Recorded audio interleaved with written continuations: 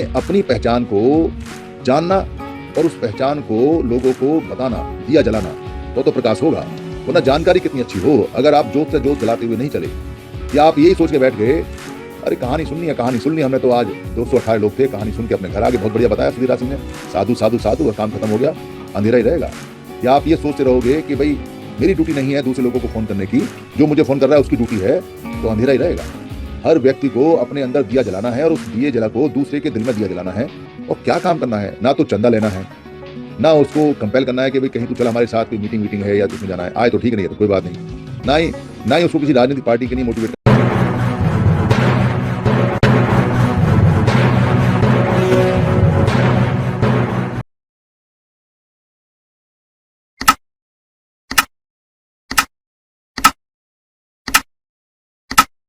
मोमबत्ती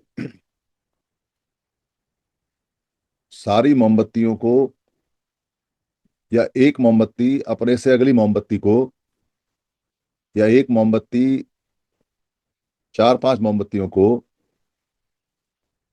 जला सकती है। प्रकाश बढ़ सकता है, उजाला बढ़ सकता है, पर ऐसा नहीं हो सकता कि एक मोमबत्ती जले और 100 मोमबत्ती का प्रकाश हो जाए। ऐसा नहीं हो सकता। दिए से दिया, जोत से जोत जलाई जा सकती है, पर ऐसा नहीं हो सकता कि एक दिया 100 दियों के बराबर रोशनी कर दे। और अगर कोई ऐसा समझता है कि एक दिया 100 दियों के बराबर रोशनी कर सकता है और ऐसा करके दिखा सकता है, तो फिर तो समस्या का समाधान हो गया, फिर कोई समस्या नहीं है। क्योंकि हमको तो 100 दिए का, 1000 दिए का, 1 लाख दिए का, 10 लाख मोमबत्ती का उजाला चाहिए। सभी मोमबत्तियां जलनी चाहिए, सभी का उजाला चाहिए। और कोई ये कहे कि जी एक मोमबत्ती है वो जलेगी और सारी मोमबत्तियों का उजाला हो जाएगा, एक दिया जलेगा, एक दीपक जलेगा, सारे दीपकों का उजाला हो जाएगा, ऐसा करके कोई दिखा दे, ऐसा कर दे हमारे लिए, तो हम तो उसके चरण धो धो के पिए, उसको अपना आका काका देवता सब कुछ मान लें। पर कोई भी जो पृथ्वी पे इंसान है, जिसका थोड़ी भी समझ है, वो इस बात को अच्छी तरह जानता है कि एक दिया जलेगा तो एक दिए के बराबर ही प्रकाश होगा, रोशनी होगी।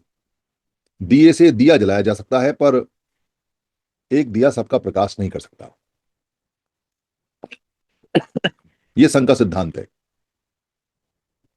और जो लोग ये दावा करते हैं कि एक दिया सबको प्रकाशमान कर सकता है, सारा अंधेरा हटा सकता है, सारी रोशनी दे सकता है, ये नेताओं का और संगठनों का सिद्धांत है। वो किसी और को नहीं जलने देते, उन्हें किसी और की जरूरत नहीं है, बस वो अपने खुद जलते हैं, अपना घर जगमग करते हैं, काम खत्म। पर सांघिक प्रक्रिया में दिए से दिए जलाना, या एक दिए से सारे दिए जलाना, या एक दूसरे का दिया जलाना, यह सांघिक प्रक्रिया है। इस सांघिक प्रक्रिया में प्रकाश जलाने का, दिखाने का, रोशनी करने का काम पहले से हो रहा है, बीच में हो रहा था, अब हो रहा है और आगे भी होता रहेगा। क्योंकि अंधकार को भगाने के लिए लगातार रोशनी आवश्यक है। अगर लगातार रोशनी नहीं रहेगी तो जैसे ही रोशनी कम होगी या बुझेगी, अंधकार आ जाएगा, अपने आप आ जाएगा। और जैसे ही रोशनी होगी वैसे ही अंधकार अपने आप चला जाएगा। अगर इतनी सी बात क्लियर हो जाती है, इतनी सी बात समझ में आती है, तो फिर कोई व्यक्ति संघ में जो अच्छी तरह समझ गया, जो अच्छी तरह जान गया, और वो ये सोच के आराम से बैठा हुआ है कि बस मैं समझ गया, जान गया, बात खत्म हो गई, ये मेरा काम नहीं है और लोगों को समझाने का। ये काम है अनंत भोसले सर का, ये काम है सुधीर राज सिंह का, ये काम है विनय वर्मा का, ये काम है सरोज बहन जी कोटावाली का, ये काम है राजेश कुमार नागवंशी का, ये काम है अजय कुमार मेरठ का, ये काम है बनी सिंह मथुरा से। तो कोई अगर ऐसा सोचता है कि मेरा काम नहीं है, मैं तो जान गया, सीख गया, तो उससे परिणाम नहीं आ सकते, उजाला नहीं हो सकता। एक गाना चलता है, जोत से जोत जलाते चलो, और फिर आगे कुछ ऐसा ही है, प्यार की धारा बढ़ाते चलो, पर हम तो ये कहते हैं कि समणों की धारा को बढ़ाते चलो। अगर आपने जो जानकारी यहां दी, उस जानकारी के लिए आपने जानकारी लेके और इस इंतजार में बैठे रहे कि मेरे को तो टीम मेंबर का फोन आएगा तो मैं जुड़ जाऊंगा, तो आपके मन में ये बात घिरती चली जाएगी कि टीम मेंबर की ड्यूटी है हमको बुलाने की। टीम मेंबर की ड्यूटी आपको बुलाने की नहीं है। टीम मेंबर अपनी ज्योति से आपकी ज्योति जला रहा है। उसका काम है अपनी ज्योति से आपकी ज्योति, अपने दीपक से आपका दीपक जलाने का। अगर आपने आगे ये काम नहीं किया, क्योंकि आपको जलाया उसने, तो आपकी ड्यूटी बन जाती है कि अब आप किसी को फोन करके बुलाओ और टीम मेंबर को सूचना दो कि भाई हम जुड़ गए और हमने 4 लोग और जोड़ दिए, और वो लोग यहां जाने और समझें ताकि उनका प्रकाश पूरी तरह से फैले। तो जग में प्रकाश होने वाला है, तो समणों में प्रकाश होने वाला है। और अगर हम ये सोच के बैठे रहे कि टीम मेंबर का फोन आएगा तो जुड़ जाएंगे, और नहीं आया तो कह देंगे भाई आज तो तुम्हारा फोन नहीं आया, हमारे पास बहाना है, तो जोत से जोत नहीं जली, तो प्रकाश से प्रकाश नहीं फैला। तो फिर ये 2-4 मोमबत्ती रह जाएंगी, थोड़े समय बाद वो जलती रहेंगी, जब मोम खत्म हो जाएगा तो खत्म हो जाएंगी, फिर अंधेरा आ जाएगा। या 2-4 दीपक जलते रहेंगे, जब तेल और बाती खत्म हो जाएगा तो वो खत्म हो जाएंगी, फिर अंधेरा वापस आ जाएगा। इसलिए ये निरंतर प्रयास है कि जो लोगों का ज्योति जग गई है, जिन लोगों को जानकारी हो गई है, वो इस जानकारी को दूसरे लोगों को बिना सोचे, बिना समझे, बिना थके, बिना कोई अपने मन में कोई विचार लाए, फर्ज समझ के, ड्यूटी समझ के दूसरों को बताते रहे। इसमें कोई इफ बट, किंतु परंतु, कोई एक्सक्यूज, कोई बहाना नहीं चलेगा। ये पूरे समण समाज में प्रकाश को फैलाने की प्रक्रिया है, और हर एक मोमबत्ती को जलना है, हर एक मोमबत्ती को जलना है, हर एक दीपक को जलना है, वरना उजाला नहीं होगा। फिर बाद में कहेंगे अंधेरा सा रह गया, दिखाई नहीं दे रहा, और 2-4 मोमबत्तियां वो जलेंगी, खत्म हो जाएंगी, तो बात नहीं बनेगी। तो जब हम प्रकाश को फैलाने के लिए आते हैं, और यही प्रकाश महापुरुषों ने फैलाया है, जो हम कहते हैं अपना दीपक आप बनो, अत दीप भव, अप दीप भव, तो इसका मतलब यही होता है कि आपको अपना उजाला, अपनी जानकारी खुद रखनी है अपने पास, किसी के भरोसे नहीं रहना है। और जब हम कहते हैं कि जोत से जोत जलाते चलो, दीपक से दीपक जलाते चलो, तो इस कहते हैं कि इस जानकारी को आगे ट्रांसफर करना है। अगर ये ट्रांसफर नहीं करोगे तो आगे तक उजाला नहीं पहुंचेगा, फिर वो वहीं तक रह जाएगा।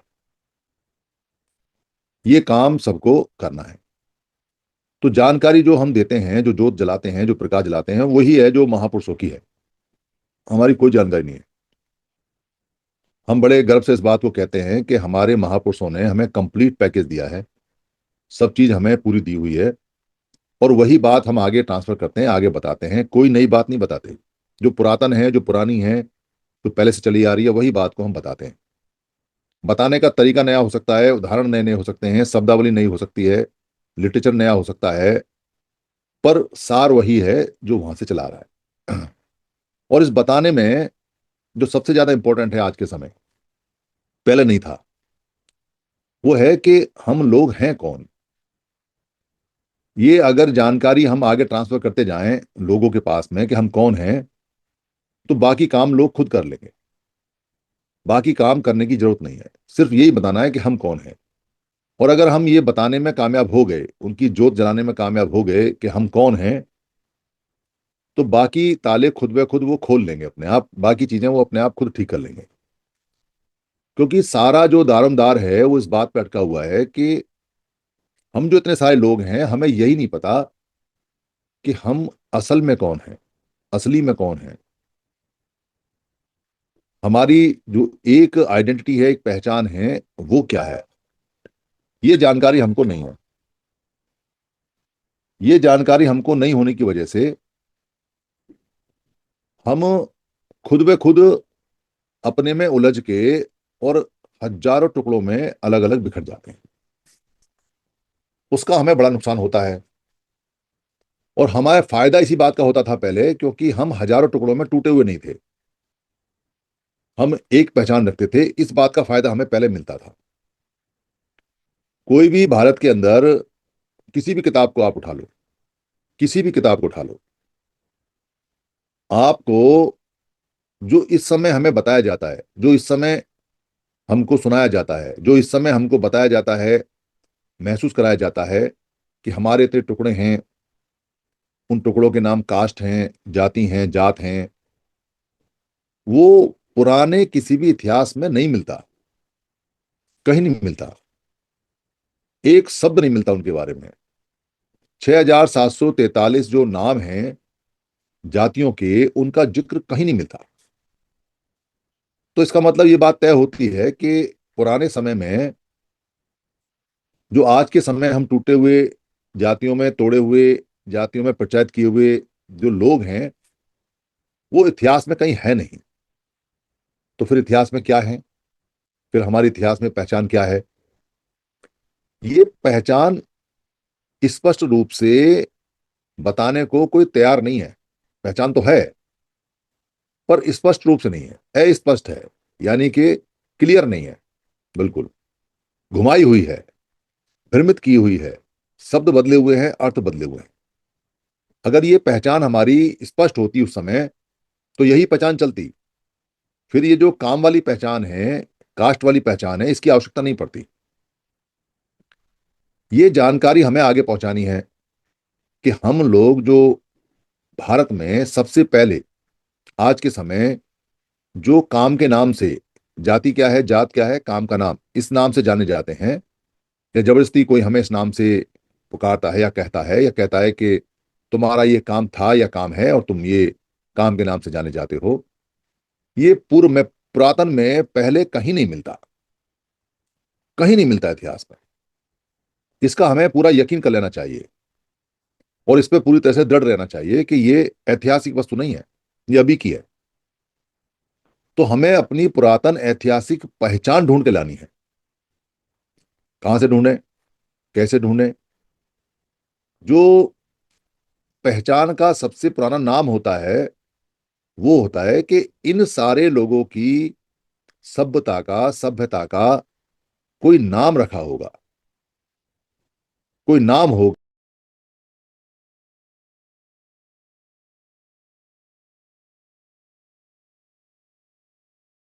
अगर वो पुराना सभ्यता का नाम है और पुराना सभ्यता का नाम मिलता है, तो काम आसान हो गया। क्योंकि जिन लोगों की सभ्यता या सभ्यता का नाम मिल जाता है, उन लोगों को उसी नाम से पुकारते हैं पूरी दुनिया में। तो सभ्यता का नाम ढूंढो, क्या है क्या नहीं है। और कोई ये कहता हो कि इतने सारे लोगों की कोई सभ्यता है ही नहीं, तो उसको कहना चाहिए कि भाई किसी अच्छे डॉक्टर से इलाज कराओ। इतने बड़ा देश, इतनी बड़ी जनसंख्या, वो छोटी छोटी जो टुकड़ियां हैं बटी हुए, उनको तो तुम सभ्यता कहते हो। और ये जो 140 करोड़ लोग हैं, इनकी कोई सभ्यता नहीं है। वो जो सभ्यता है, दुनिया भर की सभ्यता का जिक्र इतिहासकार करते हैं। पता नहीं कौन कौन से रेत बदरपुर खोदते रहते हैं, पहाड़ खोदते रहते हैं, वहां दो चार कंगाल मिल जाते हैं, दो चार पत्थर ईंट मिल जाती है, दरवाजे मिल जाते हैं, उसको तो कहते हैं सभ्यता है ये। और ये जो जीवित 120 करोड़ लोग घूम रहे हैं, और ये क्या हवा में आ गए? इनका कोई पूर्वज नहीं है क्या? इनके कोई दादा दादी परदादा नहीं है क्या? ये अचानक प्रकट हो गए? इनकी वंशावली नहीं है कोई, इनकी कोई लाइन एज नहीं है, इनका कोई गोत्र नहीं है, इनकी कोई हिस्ट्री नहीं है, इनकी कोई सिविलाइजेशन नहीं है, इनकी सिविलाइजेशन का कोई नाम नहीं है, इनकी सभ्यता का कोई नाम नहीं है। पर ना तो 120 करोड़ लोग ढूंढते हैं कि उनकी सभ्यता क्या है, और ना ही जो थोड़े बहुत लोग हैं वो बताने को तैयार हैं। उन्हें जरूरत भी क्या है, वो क्यों बताएं? पर जब इतने सारे लोग हैं, तो उनको ये प्रश्न तो करना चाहिए कि भाई, हम जो सदियों से जीवित यहाँ लोग हैं, सांवले लोग हैं, सावन लोग हैं, काले लोग हैं, श्यामा लोग हैं, कढ़े लोग हैं, अश्वेत लोग हैं, अश्वेत लोग हैं, स्वर्ण जैसे रंग के लोग हैं, गेहूं के जैसे रंग के लोग हैं, कनक जैसे रंग के लोग हैं, सूरज की किरणों जैसे लोग हैं, हिरण की खाल जैसे लोग हैं। ये इतने सारे जो लोग हैं, इनकी सभ्यता का नाम तक तो पता हो, मतलब नाम भी पता नहीं है। तो कैसे इकट्ठे होंगे, कैसे दिया जलाएंगे, कैसे मोमबत्ती का प्रकाश करेंगे, कैसे एक दूसरे को बताएंगे? तो जीरो लेवल पे जो जानकारी होनी चाहिए वो ही नहीं है। जब जीरो लेवल पे जानकारी नहीं है तो 1 2 3 कैसे स्टार्ट करोगे? जब ये नहीं पता कि हम लोग कौन है, हमारी सभ्यता क्या है, हमारा नाम क्या है सभ्यता का, तो बाकी चीजों को अपना नहीं कह सकते। फिर तो कोई भी स्टाम्प लगाए और ले जाए, कोई भी स्टाम्प लगाए ले जाए। क्योंकि जिनकी सभ्यता होती है उनकी सभ्यता का नाम होता है, और फिर सारी चीजों के नाम सभ्यता से चलते हैं। सारी चीजों के जो वहां संपदा, जमीन जायदाद, पेड़ पौधे, पत्थर होते हैं, जो बिल्डिंग होती हैं, जो कपड़े पहनना ओढ़ना, सोना चांदी जेवर गेहूं, जो भी कुछ होता है वो सिर्फ सभ्यता के नाम चलता है। तो इसको ढूंढने का जो प्रयास है वो हुआ नहीं, क्योंकि सभ्यता को खोजने का मतलब है 120 करोड़ लोगों को खोजना, और 120 करोड़ लोगों को खोजने का मतलब है 120 करोड़ लोगों को इकट्ठे बांधना। सभ्यता एक धागे में 120 करोड़ लोगों को बांध देगी। इसको खोजना कोई मुश्किल भी नहीं है, बस इसको समझना और इसको अंगीकार करना जरूरी है। हमारे महापुरुषों ने, बाबा साहब अम्बेडकर ने बताया हुआ है कि भारत में दो प्रकार के लोग हैं। एक श्रमण सभ्यता के लोग हैं और दूसरे बाह्य लोग हैं, वम लोग हैं, विपरीत लोग हैं, वमन लोग हैं।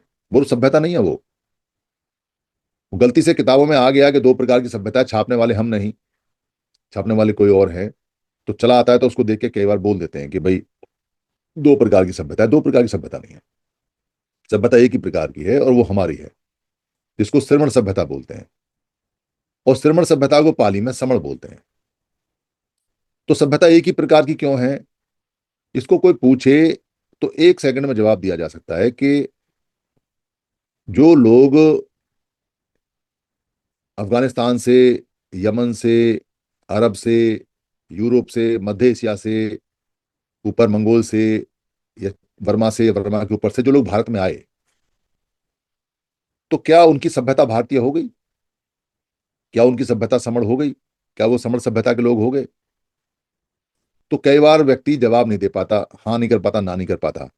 पर अगर उसको उल्टा समझाओगे कि यहां से कुछ लोग गए और वो जाके इंग्लैंड में रहने लगे, और वहां जाके उन्होंने व्यापार भी किया, फिर थोड़े समय बाद वहां उन्होंने राज भी प्राप्त कर लिया, अब वो इंग्लैंड के रूलर हो गए, इंग्लैंड पर राज कर रहे हैं, इंग्लैंड के राजा हो गए, तो क्या जो यहां से गए लोग हैं उनकी सभ्यता अंग्रेजी सभ्यता हो जाएगी?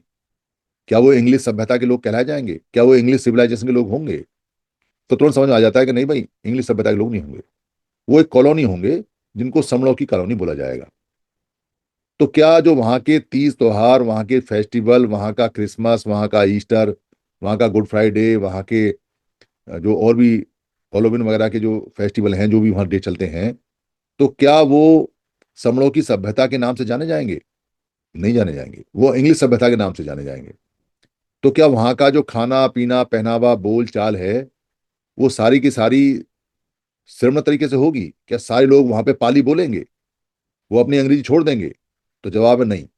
वहाँ कोई पाली नहीं बोलेगा। आज की हिंदी है, कोई हिंदी नहीं बोलेगा, वो सब लोग इंग्लिश ही बोलेंगे। वो आपको वहां की भाषा सीखनी पड़ेगी अगर वहां रूल करना है तो, या वहां सिखानी पड़ेगी कुछ लोगों को, कुछ लोगों को सिखाओ अपनी पाली या हिंदी, तो बात बनेगी। तो चीजें क्लियर हो जाती हैं कि भाई बाहर से जो लोग आते हैं उनकी किसी दूसरे देश में सभ्यता नहीं होती। सभ्यता जो होती है वो उसी देश में रहने वाले जो वहां पैदा होते हैं, जो सदियों से लोग रहते हैं, वो जो खाते पीते बोलते चालते हैं, वो सभ्यता होती है। तो सभ्यता अगर है, कल्चर अगर है, सिविलाइजेशन अगर है, तो उसका नाम है, और वो नाम है समण। पर इसको श्रमण नाम से पुकारा गया, किताबों में श्रमण नाम से लिखा गया, श्रमण सभ्यता के नाम से, और इसको महदूद कर दिया गया एक सर्कल में, एक वृत्त के अंदर, एक दायरे के अंदर समेट के कि श्रमण सभ्यता बुद्ध के नाम से जानी जाती है, कि बुद्ध महाश्रमण है और भिक्षुओं को श्रमण कहते हैं, और वो श्रमण सभ्यता के वाहक हैं। इतना करके, छोटा करके, मतलब खत्म नहीं कर पाए तो उसको छोटा कर दिया। तो जो उन्होंने धम्म दिया उसका नाम क्या है? तो अरब के लोग किताब बताती है कि उनका जो धर्म का नाम है वो समणीय धर्म है। देखो, बौद्ध धर्म नहीं है कहीं भी। बौद्ध धर्म बहुत बाद में दो मात्राओं का शब्द बना है। समणीय धम्म नाम से जाने जाते हैं। महासमण बुद्ध हैं। तो जो महावीर जैन है उनको भी श्रमण बोलते हैं, उनको भी समण बोलते हैं। तो जो लोग ये कहते हैं कि भिक्षुओं को समण कहते हैं, कई भिक्षु भी कहते हैं कि भिक्षुओं को समण बोलते हैं, श्रमण जो बोला जाता है भिक्षुओं को, तो वो करेक्शन कर लें कि महावीर जैन के जो अनुयायी हैं, जो उनके शिष्य हैं, वो आज भी अपने आप को समण मुनि बोलते हैं, सिमण मुनि बोलते हैं। इसलिए खाली भिक्षुओं को नहीं बोलते, उनको भी बोलते हैं। तो दो अर्थ निकलते हैं इसके कि जो लोग यहाँ से भिक्षु बनते हैं उनको भी समण बोलते हैं, और जो साधारण लोग हैं उनको भी समण बोलते हैं। ऐसा बार बार कई किताबों में आता है कि इतने प्रकार के समण हैं, या समण वमण दो प्रकार के लोग भारत में हैं। बिल्कुल क्लियर स्पष्ट आता है। तो ये पहचान चीख चीख के कहती है कि हम समण हैं। और किसी को यकीन नहीं होता है तो हम उससे पूछ लेते हैं कि क्या तुम वमण हो? तो कहता जी वमण तो नहीं हूं। तो फिर क्या हो?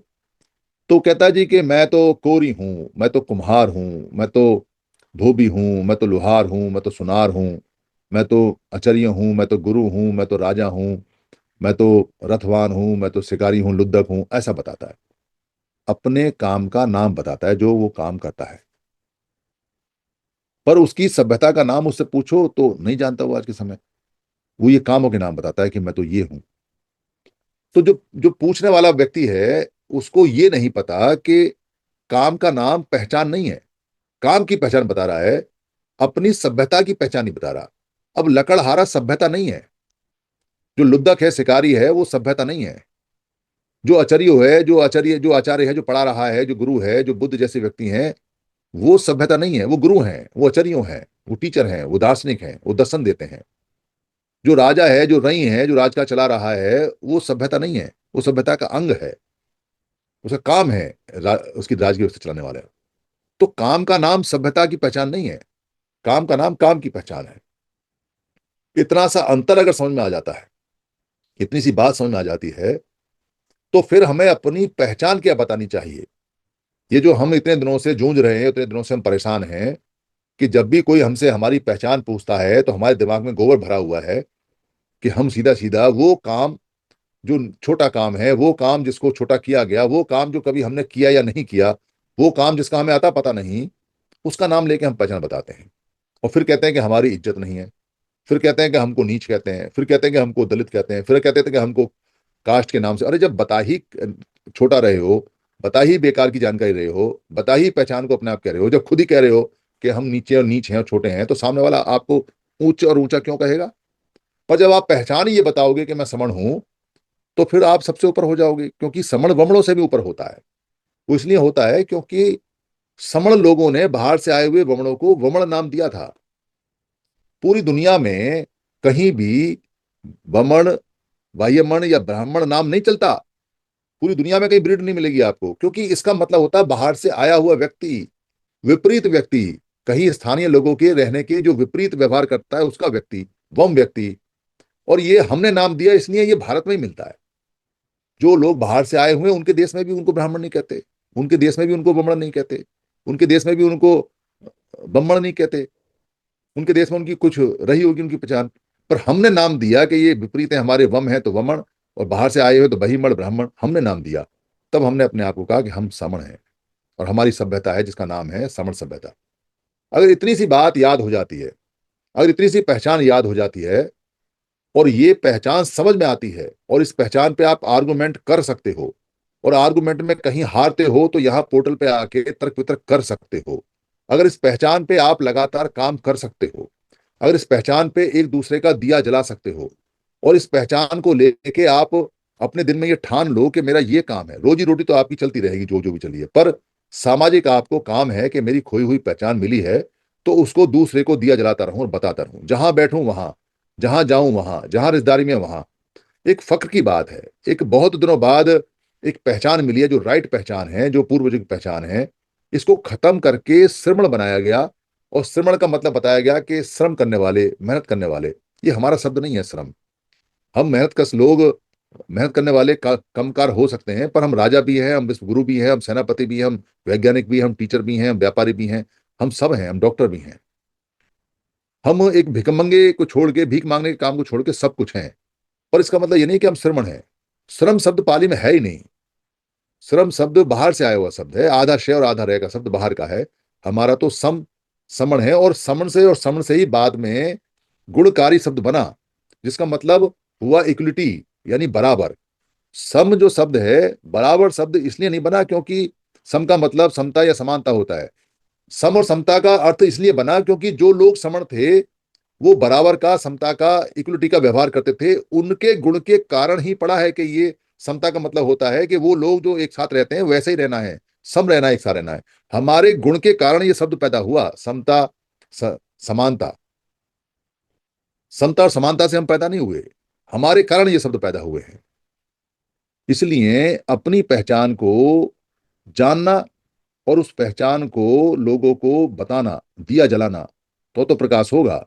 वरना जानकारी कितनी अच्छी हो, अगर आप जोत से जोत जलाते हुए नहीं चले, या आप यही सोच के बैठ गए, अरे कहानी सुननी है, कहानी सुन ली हमने, तो आज 218 लोग थे, कहानी सुन के अपने घर आ गए, बहुत बढ़िया बताया सुधीर राज सिंह ने, साधु साधु साधु, और काम खत्म हो गया, अंधेरा ही रहेगा।